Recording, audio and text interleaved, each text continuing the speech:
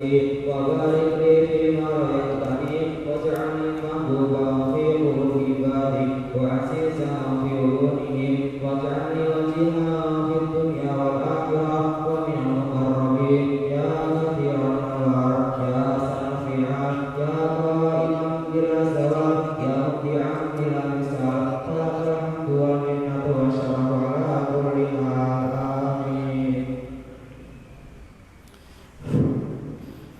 Seperti minggu lalu duduknya, melengkung,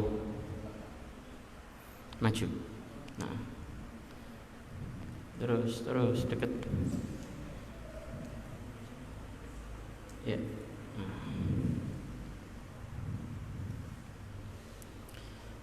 Nah, yang sini diisi dulu, jangan double. Baris pertama dipenuhin dulu.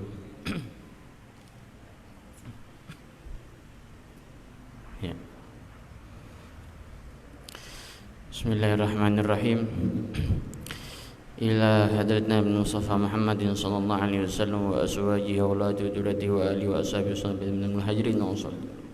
Summa walidina walidikum wa sayyidina masaikum wa khususan ila al-ma'ali Yahya al-Imam Yahya al-Muhyiddin Yahya bin Syaraf an-Nawawi wa al-Syekh Muhammad bin Ali kami usuliyum friyum wa swayam jaman dalaqabim wa khususan ila ruah biasa basmil maliki sad Muhammad maliki sad wa ya khususan ila al-walid Habib Ali Ahmad Sekah Kiai Mahfud Sabari summa ila ruh Mbah Musleh Ismail Aru Bahani Musleh wa Jamil Arwahin Muslim Ahmad Mutahhar Kami usuli mufrim wa jawajnya mandaluk bih Allahumma ftah lana futuhal arifin wa ja'ana minal lama'il aminin wahdina ila siratikal mustaqim Allahumma arzuqna ilman nafi'an sukuna wa sya'isfa'an bihaqqi isbah Syiril Fatihah A'udzu billahi minasyaitonir rajim. Bismillahirrahmanirrahim. Alhamdulillahi rabbil alamin.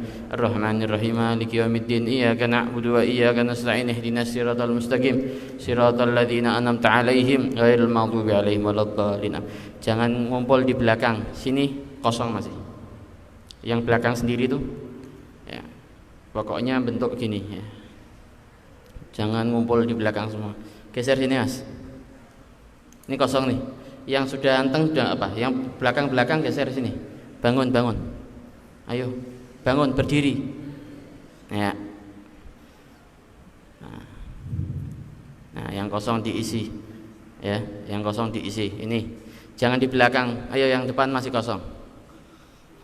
Diisi dulu. Ini loh masih kosong. Bangun, Dek, bangun, Dek. Bangun, Mas. Sini, Mas. Nah.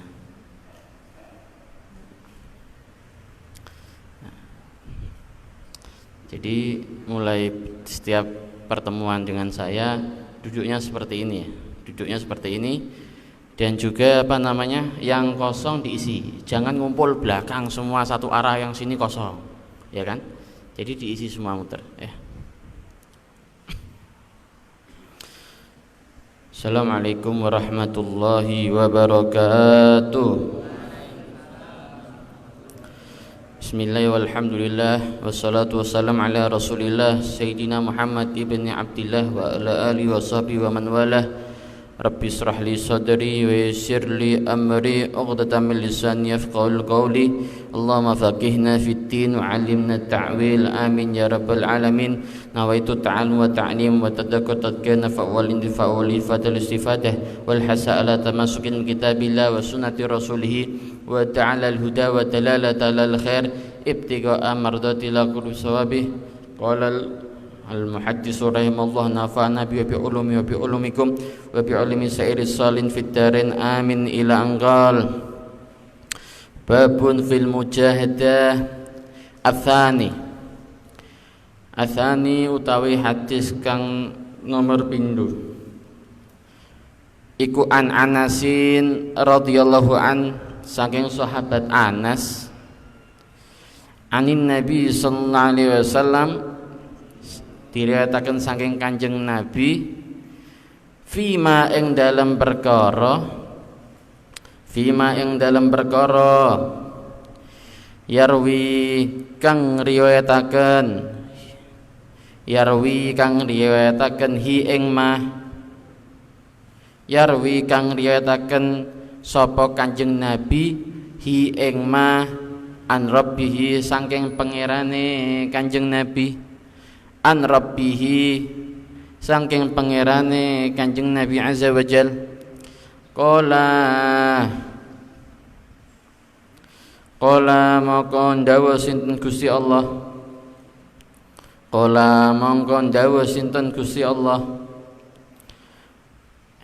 ing dawuh idza taqarrabal 'abdu ilayya shibran taqarrabtu ilayhi dhira'an wa idza taqarraba ilayya dhira'an taqarrabtu minhu ba'an wa idza atani yamshi ataituhu harwalah rawahul Bukhari.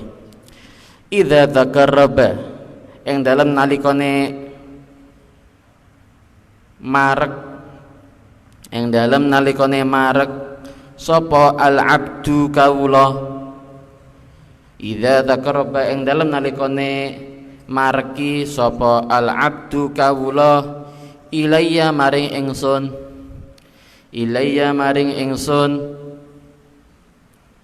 shibron ing sakilan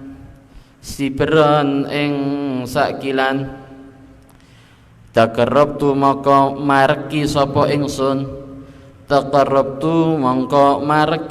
ingsun ilaihi maring abdi dhiraan ing saasta nggih dhira terus gini apa namanya Jawane apa ya satu lengan ini ya dhira niku niki satu sak lengan.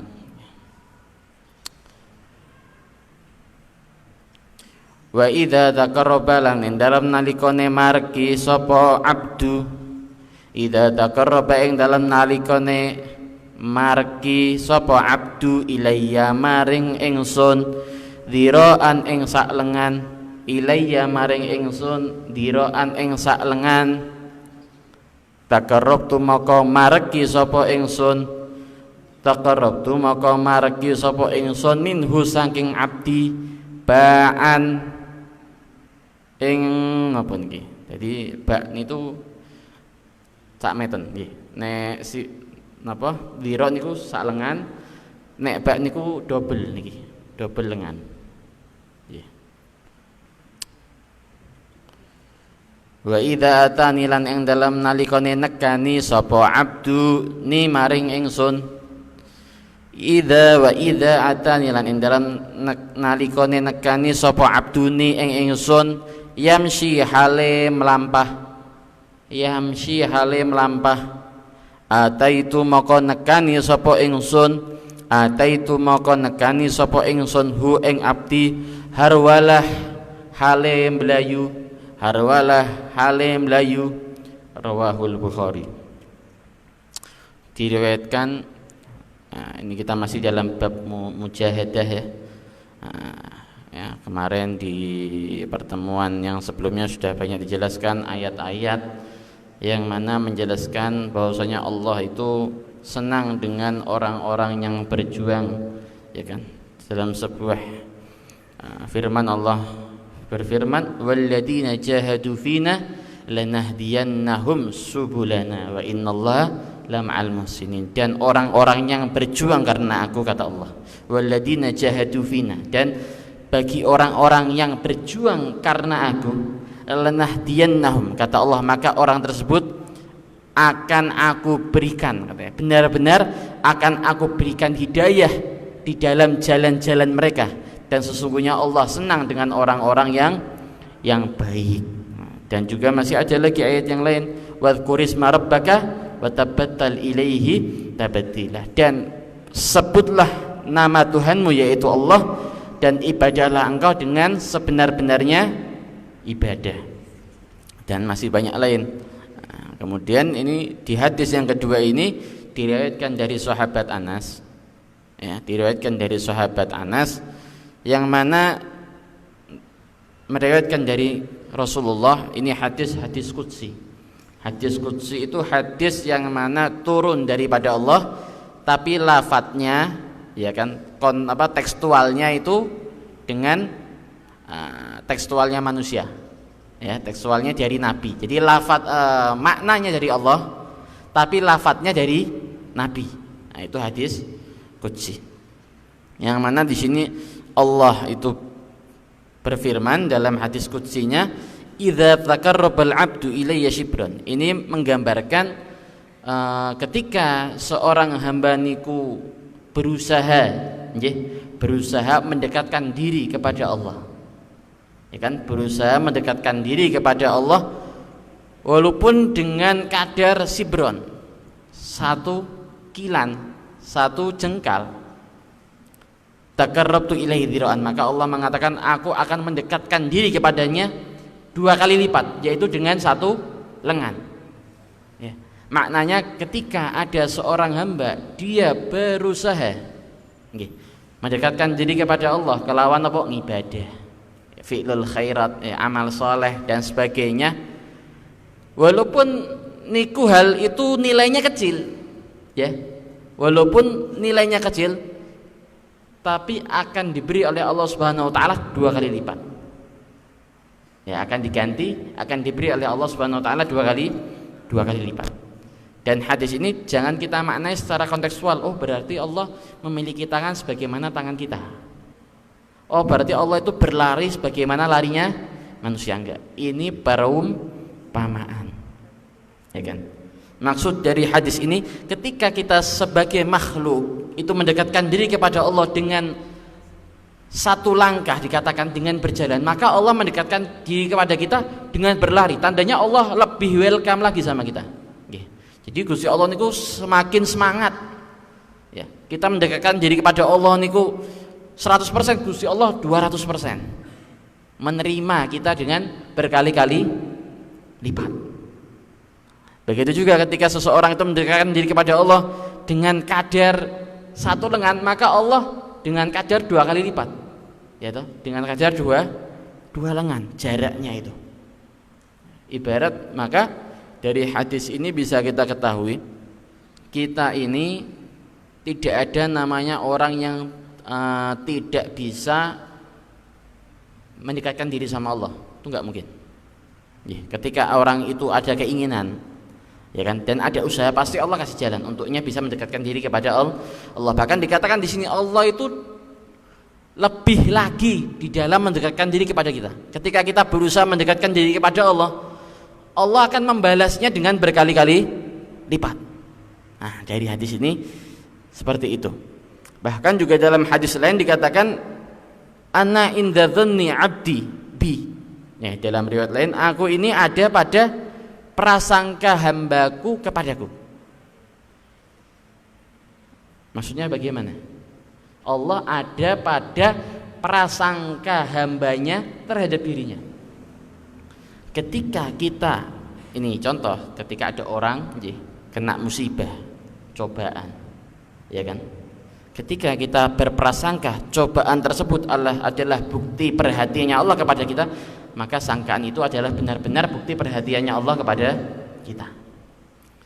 Tapi kalau kita menyangka bahwasanya ujian itu adalah bentuk kemarahan Allah kepada kita, maka benar hakikatan Allah sedang marah dengan kita. Maka kita diajarkan untuknya baik di dalam berprasangka terhadap siapapun, terlebih lagi sama Allah. Mau dalam keadaan apapun, prasangkalah yang baik, karena prasangka sebagian dari doa.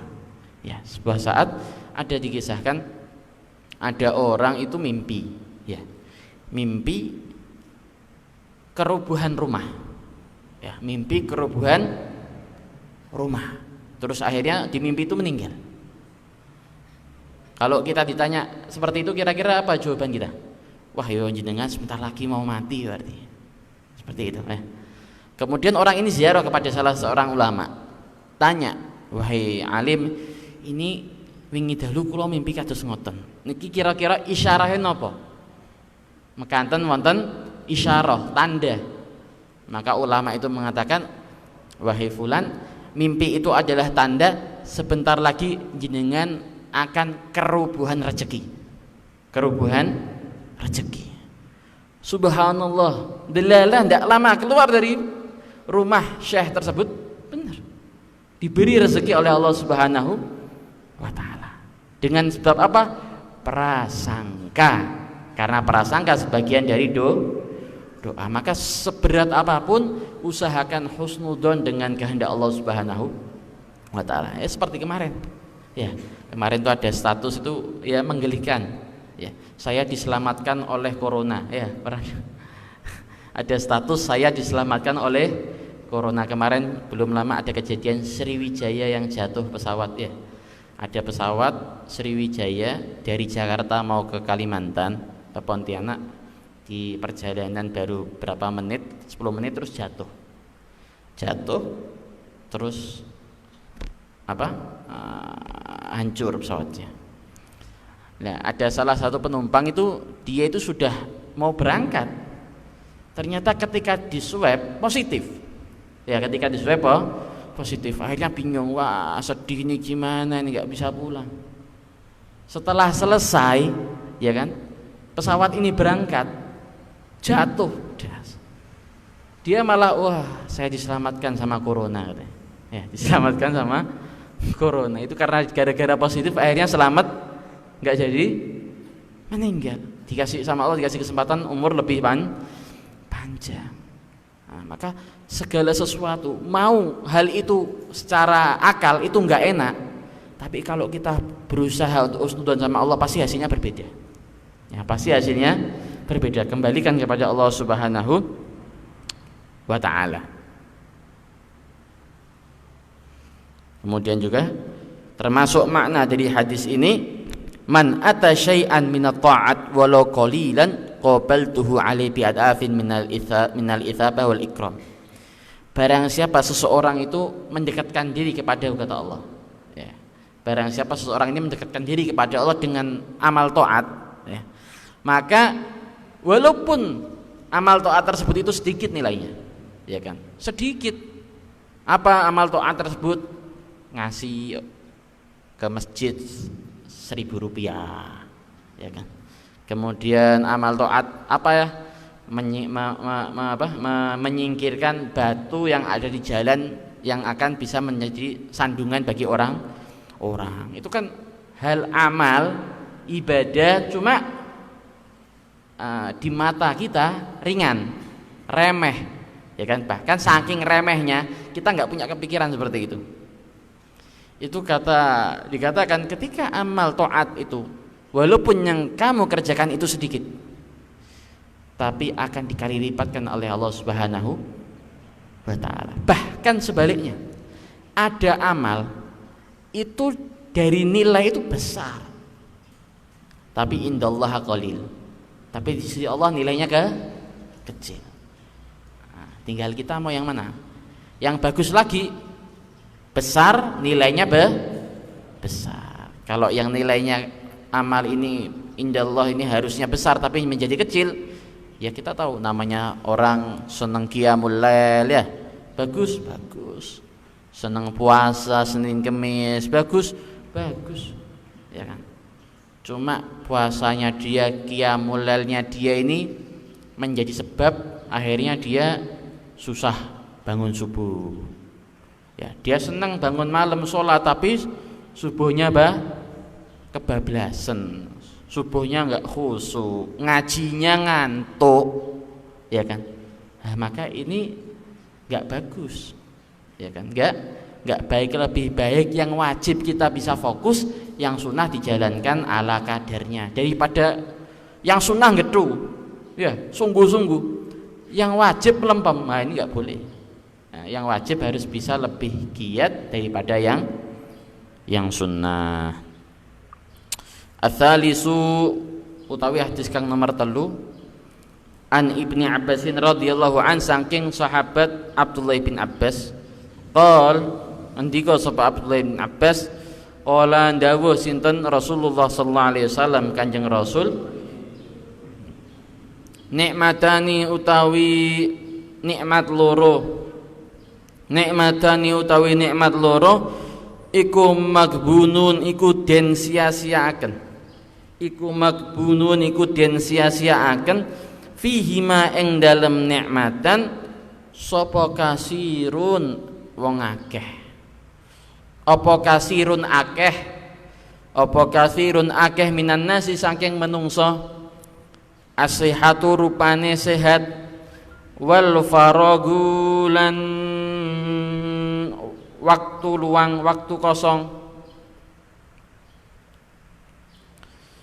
Diriwayatkan dari sahabat Abdullah bin Abbas ya, yang mana Rasulullah SAW bersabda, nikmatani makbunun fihima. Ada dua nikmat kata Rasulullah, yang mana nikmat ini tuh nikmat yang sangat besar kalau kita tahu nikmat tersebut. Cuma orang itu tidak menganggap nikmat itu nikmat yang besar.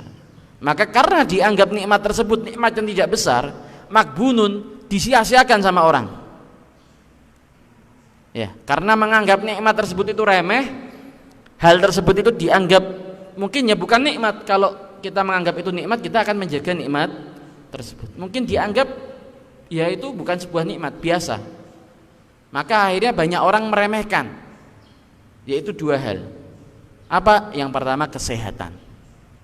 Nikmat yang pertama adalah nikmat sehat, ya kan? Wah, ini nikmat yang besar ini. Orang kalau sehat, ya, saya pernah menjelaskan kan sebelumnya, sehat itu sebuah kenikmatan, karena ketika orang sehat ngapain aja bisa. Mau ngapain aja bisa, ya kan? Mau amal soleh seperti apa, qiyamul lail, puasa, ziarah kemana-mana, ya kan? Kemudian mau kerja, cari nafkah, bisa. Sehat. Kalau sakit nggak bisa. Mau apa-apa lemes, ya kan? Apalagi kalau sudah dikasih sakit yang membuat kita tidak bisa apa-apa, ya dikasih sakit nggak bisa melihat, dikasih sakit lumpuh dan sebagainya, ya kan? Semoga kita semua sehat semua, amin ya rabbal alamin. Sehat itu mahal harganya, ya kan? Banyak orang, ya kan, di masa mudanya dia menjual sehat untuk dunianya. Paham? Menjual sehat niku pripun maknane?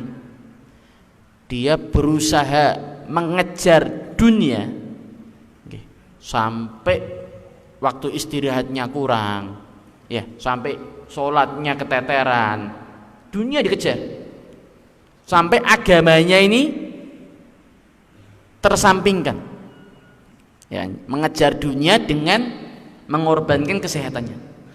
Setelah kaya dan tua, mencari sehat dengan dunianya, dan tidak akan pernah seseorang bisa mendapatkan atau bisa membeli kesehatan dengan dunia, ya kan? Banyak orang sudah tua, wah operasi kemana-mana, ke luar negeri, kepingin apa sakit macam-macam, hartanya habis itu sakitnya masih ada, nggak sembuh-sembuh. Nah, maka kita jangan sampai menjadi orang yang seperti itu, gelo itu. Di masa dia mampu sehat, kesehatannya digadaikan untuk mencari dunianya. Setelah dunia dia dapatkan, bingung ingin menggadaikan dunia untuk kesehatannya, dan itu tidak akan mungkin. Kalau kesehatan untuk mencari dunia bisa, cuma kalau sehatnya sudah diambil oleh Allah, nggak bakal bisa dunia untuk mencari kesehatan. Maka ketika kita masih sehat ini manfaatkan, jangan sampai kesehatan kita ini hilang hanya karena urusan dunia saja, ya kan? Tapi kalau kesehatan kita gunakan untuk urusan dunia yang tujuannya akhirat, ya, urusan dunia kita nyari uang, ya, kerja, tujuannya apa? Ngasih nafkah keluarga, tujuannya apa? Untuk membantu orang lain, insya Allah nggak rugi.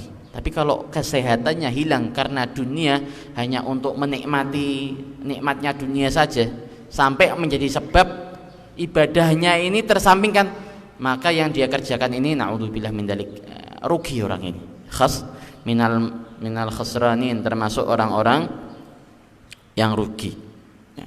Yang kedua al-faraq, kesempatan itu nikmat loh.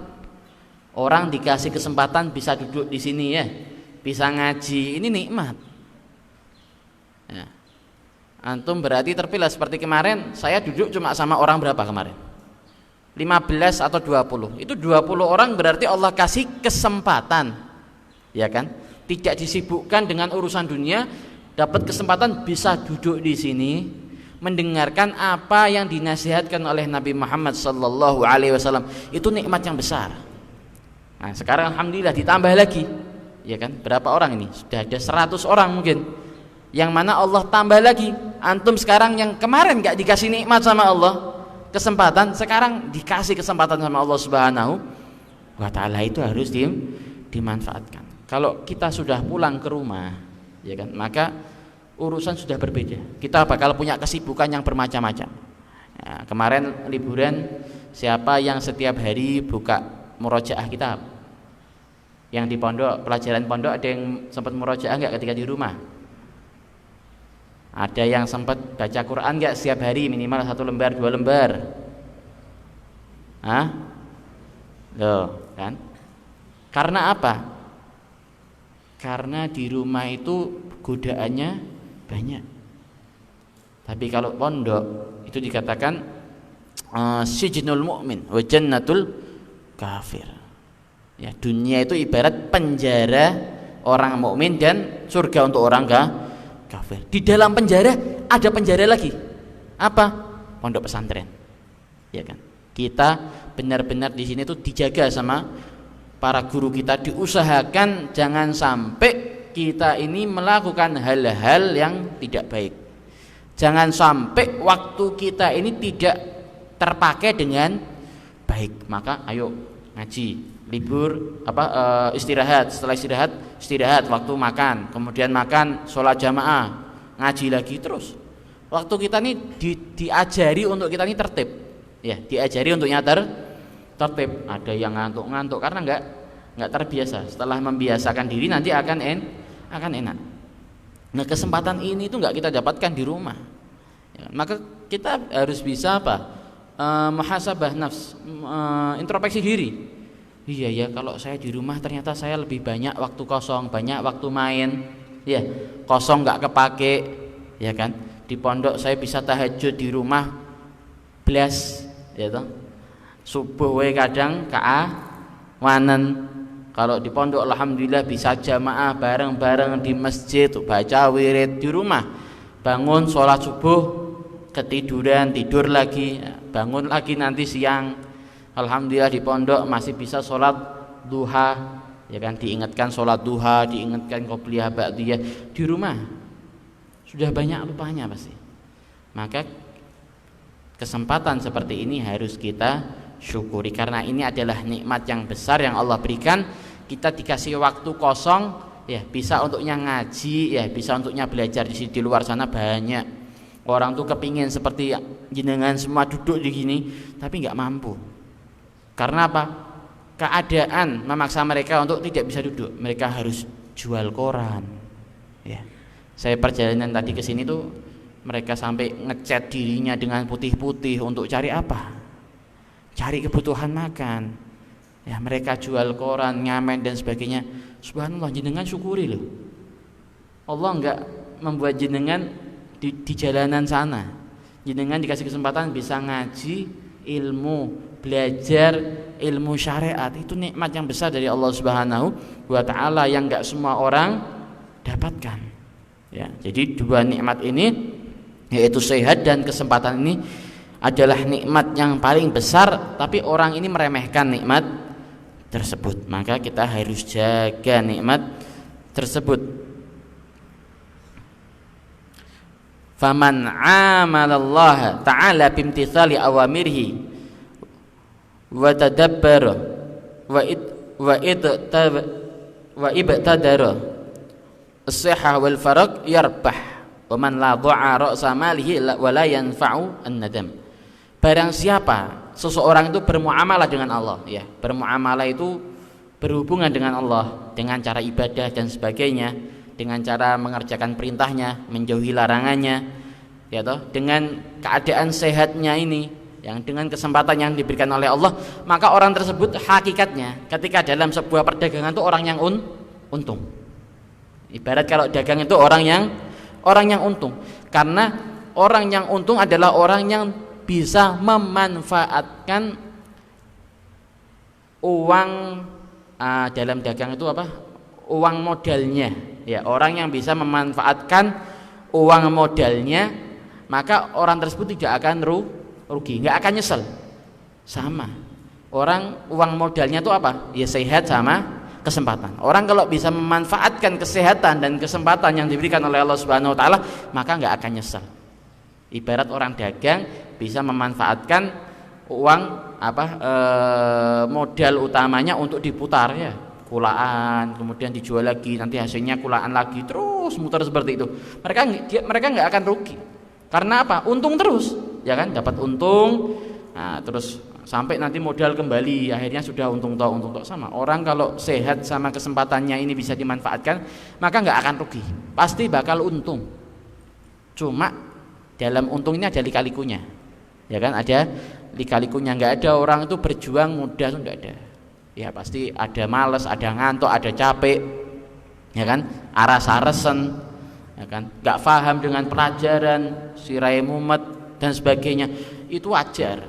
Syarat orang kalau mau paham harus pusing, ya kan. Kalau nggak pusing, tandanya nggak bakal paham.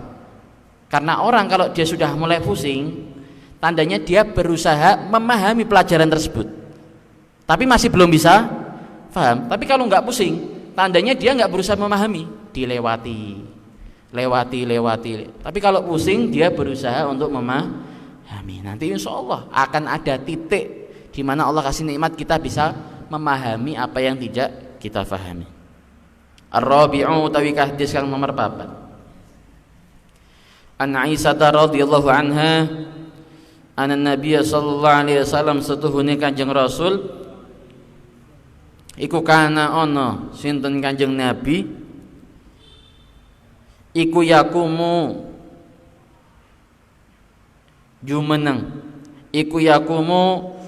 jumenengake sinten Kanjeng Nabi minal laili saking dalu ing dalem wulan Ramadan. Minal laili saking dalu ing dalem wulan Ramadan hatta tatafattara hingga pecah-pecah apa qadamahu sikil loronipun Kanjeng Nabi. Apa qadamahu sikil lorone Kanjeng Nabi. Fakultu maka tanglet sapa ingsun. Sinten sing tanglet? Sayyidah Aisyah. Lahu maring Kanjeng Nabi, lima tasna'u hadza ya Rasulullah. Lima krana apa? Tasna'u agawe sinten panjenengan. Tasna'u agawe sinten panjenengan hadza ing ikilah perkara. Hadza ing ikilah perkara ya Rasulullah duh Kanjeng Rasul. Ya Rasulullah yaiku Kanjeng Rasul. Wa qad ghafarallahu laka ma taqaddam min dzambik. Wa qad ghafaralan teman-teman sampun nyepura. Wa qad ghafaralan teman-teman sampun nyepura sinten Allahu Allah laka maring panjenengan. Sinten Allahu Allah laka maring panjenengan ma ing perkara taqaddama kang wis dingin utawa dhisik apa ma taqaddama kang wis dhisik apa ma min dzambika saking dosane panjenengan. Min dzambika saking dosane panjenengan. Wa malan perkara ta'akhkhara kang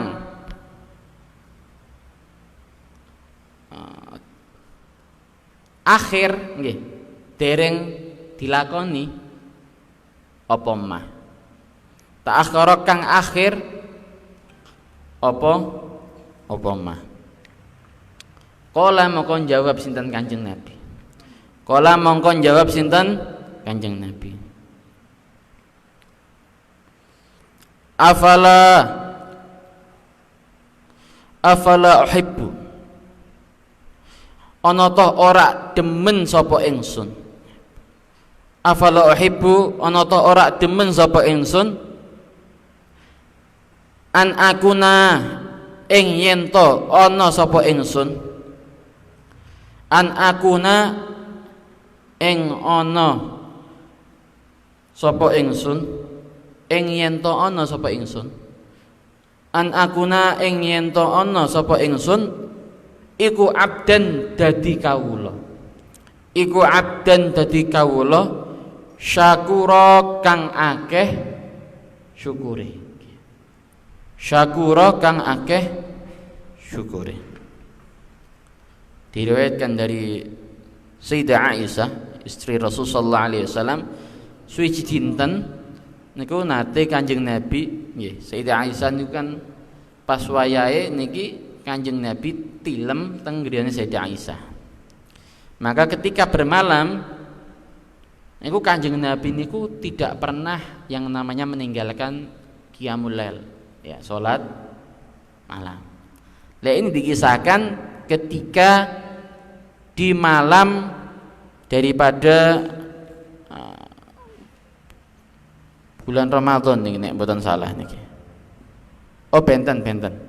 Bukan malam bulan Ramadan. Malam-malam biasanya nggih. Benten. Jadi minal laili saking dalu nggih, tapi malam bukan di bulan Ramadan. Niku Sayyidah Aisyah niku ningali Kanjeng Nabi. Kanjeng Nabi niku salat tahajud. Nggih, salat tahajud sampai sikilipun Kanjeng Nabi niku pecah-pecah, luka, nggih, sampai luka. Salat terus Kanjeng Nabi. Niku terus Sayyidah Aisyah niku tiyang ingkang sahabiyah, nggih, sahabat wadon ingkang zaki, cerdas. Dan hobi bertanya, nggih, hobi bertanya. Maka ketika itu Sayyidah Aisyah tanglet kali Kanjeng Nabi, wahai Kanjeng Nabi, jenengan kan niki rasul nggih, seorang rasul, seorang nabi, seorang yang dicintai oleh Allah, seorang yang diutus oleh Allah, yang menerima wahyunya Allah, ya kan. Qad ghafarallahu laka ma taqaddama min dzambik wa ma ta'akhkhar. Dosane jenengan iki sampun disepuro. Sakderenge sing jenengan sampun lakoni kalih ingkang dereng jenengan lakoni niku sampun Gusti Allah ngresiki sedanten. Lima tasna'u hadza. Terus kenapa kok jenengan niku salat sampai sak moton getune nggih. Getune luar biasa, semangat. Bisa semangat seperti itu salat jenengan wahai Kanjeng Nabi. Ya. Maka Kanjeng Nabi menjawab, qal afala uhibbu an akuna 'abdan syakura. Wahai Aisyah, bukankah tidak bahagia ketika aku ini dijadikan hamba nggih, dados hamba ingkang syukur. Apakah aku ini hamba yang enggak punya rasa syukur? Allah memberikan aku nikmat, ya aku bersyukur dengan Allah Subhanahu wa taala. Salah satu bukti syukur dengan cara apa? Ibadah. Ibadah itu bentuk syukur kita kepada Allah Subhanahu wa taala. Nah, bahkan juga dijelaskan makna dam di sini. Bukankah Nabi ini adalah seseorang yang maksum, ya? Maksum, yaitu seseorang yang bersih, ya kan, dari dosa-dosa besar, ya kan. Maka dijelaskan bahwasanya la yakhturu bi khatiri ahadin anna dzunub allati khabara Allah taala annahu bi fadlihi ghafaraha lin nabi sallallahu alaihi wasallam min qabli ma naqu nahnu fiha. Jangan pernah kita berpikir dosa yang dimaksud di sini Allah mengampuni dosa itu dosa yang sebagaimana kita manusia itu lakukan. Jangan pernah berpikir seperti itu. Jangan pernah berpikir Nabi itu melakukan dosa sebagaimana dosa yang kita kita lakukan. Jangan pernah berpikir seperti itu. Karena apa? Li'annal anbiya maksum. Karena para nabi itu maksum, dijaga oleh Allah Subhanahu wa taala minal kabair bil ijma, dari melakukan dosa-dosa besar. Seorang nabi rasul tidak mungkin melakukan dosa-dosa besar. Secara ijma, sepakat seluruh ulama. Wa minas saghair allati fiha radha'il, dan juga nabi tidak pernah melakukan dosa. Ya, sama Allah tidak dikehendaki, dengan dijauhkan dari melakukan dosa-dosa kecil tetapi hina. Ya, dosa-dosa kecil tetapi hina. Ya kan? Wa amma saghair allati laisa fiha radha'il fa fiha khilaf. Adapun dosa kecil yang tidak menjadikan seseorang itu hina, ulama di sini ada khilaf, ya, perbedaan pendapat. Ada yang bilang ya masih mungkin terjadi, masih mungkin tidak terjadi. Tapi kalau dosa-dosa kecil, ya kan, yang di situ ada penghinaan, maka seorang nabi atau rasul tidak mungkin melakukan hal itu. Ya, paham ya? Jadi yang dimaksud dam di sini adalah terus bukan dosa besar atau dosa-dosa kecil. Nah, ya. Jadi makna dosa ini, saghair ini bukan dosa saja, kesalahan. Ya, sebagaimana nabi juga pernah lupa. Dan lupa itu wajar. Setiap manusia bisa lupa. Tapi nabi nggak pernah lupa melakukan sholat, ya kan? Kalau kita, kalau sudah asik dengan gamenya, dengan ngobrol sama temennya, adzan zuhur itu nggak kedengeran, ya kan? Kalau sudah begadang malam, ya kan, subuh itu nggak kedengeran. Saking apa? Saking tertipu dengan dunia, tertipu dengan permainan syaitan.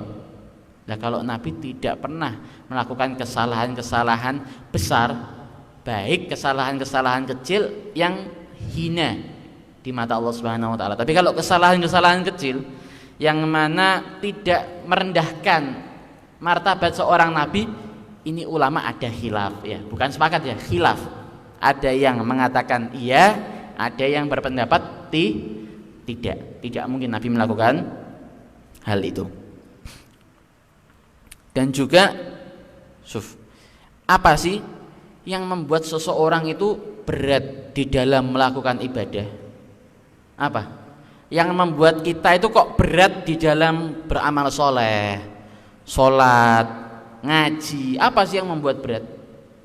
Karena kita menganggap hal itu adalah, kita mengerjakan itu karena kita merasa tertekan.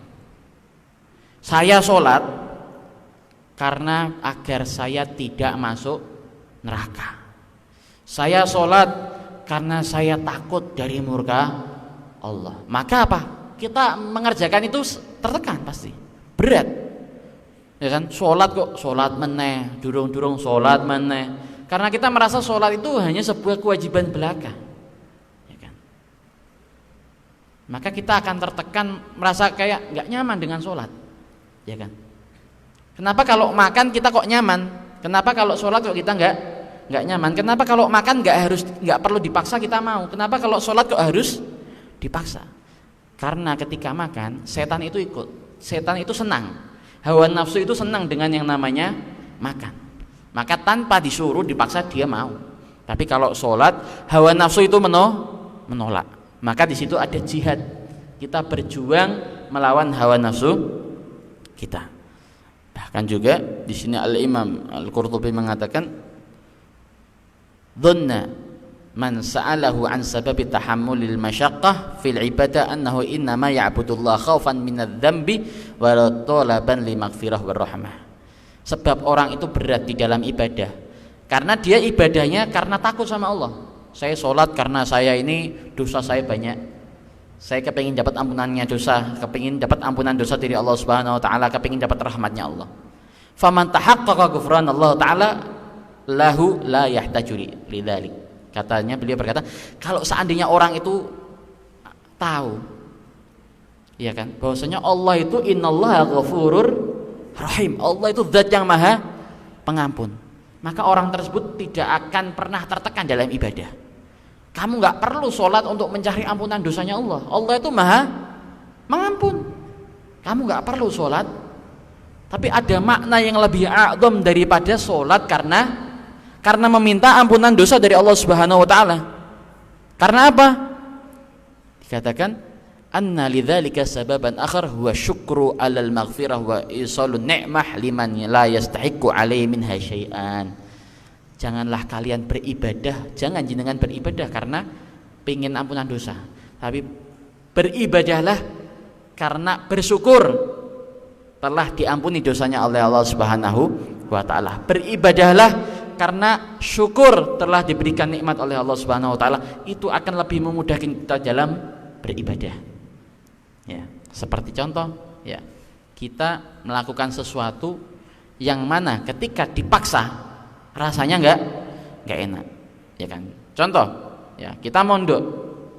Ayo Le, kamu kalau enggak mondok enggak usah pulang ke rumah. Akhirnya jenengan mondok, tapi hati gimana? Wah, berat, ya kan? Berat, gak nyaman, mau belajar gak nikmat semua.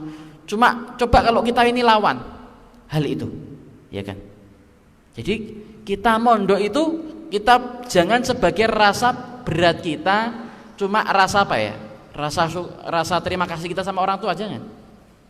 Mondok itu jadikan rasa, oh ini nikmat yang Allah berikan kepada kita. Jangan jadikan mondok itu sebuah tanggungan besar untuk kita, jangan. Jangan kalau mondok karena terpaksa, maka menjalani kehidupan di pondok itu berat, ya kan? Maka rubah mindset kita. Pondok itu orang tua mengarahkan kita ke sini biar kita bisa belajar mengetahui ilmu agama.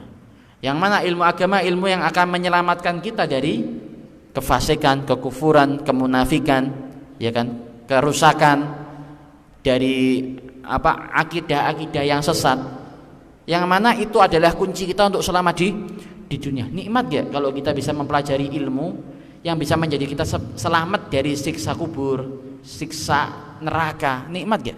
Nikmat itu. Orang-orang kafir itu ketika dia meninggal, mereka mengatakan, ya Allah, hidupkanlah kami lagi agar kami bisa beramal soleh. Kita mau seperti itu, jenengan mau, ya. Maka dunia ini tempat kita beramal, ibarat tempat nandur. Jenengan ini di dunia nandur. Orang kalau nandur bisa merasakan hasil enggak? Jawab. Orang kalau nandur bisa merasakan hasilnya enggak? Dalam proses nandur bisa merasakan hasil enggak? Proses. Jenengan masih nanam jagung, belum tumbuh jagungnya, bisa dirasakan enggak rasanya jagung? Ya bisa kan? Bisanya kapan? Setelah matang, setelah tumbuh 4 bulan baru bisa diambil, dirasakan. Sama kehidupan dunia itu adalah waktu kita menanam. Kapan panennya? Setelah kematian. Maka kalau ada orang ingin merasakan hasil panen di dunia sebelum kematian, maka orang tersebut adalah orang yang bodoh. Ya, orang yang bodoh. Sama saja orang ingin merasakan nikmatnya jagung sebelum jagungnya tumbuh. Nah, paham ya? Jadi kita jangan pernah, mana saya sudah mondok, sudah gini, nggak ada hasilnya. Enggak, jangan sekarang kita tuntut. Nanti pasti Allah kasih. Kapan? Setelah mati. Ya kan? Kalau seandainya segala hal itu Allah kasihkan di dunia, bayangkan di dunia ini cuma mungkin kenikmatan yang Allah turunkan di dunia itu cuma 1%. Ya. Yang kita rasakan itu cuma 1% dari kenikmatan surga, ya kan? Karena dunia kan cuma tempat kita dicoba sama Allah Subhanahu Wa Taala. Nggak mungkin Allah turunkan kenikmatan yang besar di dunia. Tapi kalau surga, kehidupan yang selamanya, nggak kehidupan yang kekal, nggak ada ngantuk, nggak ada kenyang, nggak ada lapar, nggak ada nikmat tok, ya toh. Sudah nggak ada belajar. Ya, kepingin apa tinggal angkat tangan, ya Allah kepingin ini datang, ya Allah kepingin ini datang. Lah kalau orang kepingin angkat tangan langsung datang, kenikmatan surga kok diminta di dunia, waras enggak ini orangnya? Hah? Kok enggak waras? Ya, terkadang kita seperti, ya Allah saya sudah doa kenapa enggak dikasih-kasih? Lah kamu kepingin kenikmatan surga kok sudah kamu dapatkan di dunia. Kalau di dunia ada prosesnya, ya kan? Ada jalur hukumnya. Allah ada 3 hal cara Allah mengabulkan doa, ada yang langsung dikasih, ada yang ditunda dulu sama Allah Subhanahu wa taala, ada yang diganti menjadi keselamatan, ya kan? Diganti menjadi ampunan dosa, diganti menjadi amal baik di akhirat. Banyak cara Allah mengabulkan dosa mengabulkan keinginan, dan keinginan yang kita minta langsung dikabulkan itu adalah keinginan terendah, dan keinginan yang kenikmatan yang paling besar ketika kita minta nggak dikasih sama Allah Subhanahu wa taala. Tandanya apa? Allah menghendaki sesuatu yang Allah inginkan kepada kalian. Paham ya? Kalau kita minta, kita dikasih, tandanya Allah mengabulkan apa yang kita inginkan. Tapi kalau kita minta nggak dikasih, tandanya Allah lebih menginginkan sesuatu yang baik dengan keinginan Allah. Nggak tak kasih. Aku inginnya kamu seperti ini. Tandanya Allah peduli apa benci sama kita? Peduli apa benci? Peduli. Nah, maka kalau kita minta nggak dikasih sama Allah, jangan jengkel, jangan marah. Oh, ini Allah tandanya peduli sama saya. Saya belum dikasih sekarang karena ini belum waktunya. Mungkin diganti sama Allah dengan yang lain. Al-khamisu wallahu subhanahu wa ta'ala alam bisawab. Insyaallah mulai pertemuannya minggu depan dimulai lagi baca ya.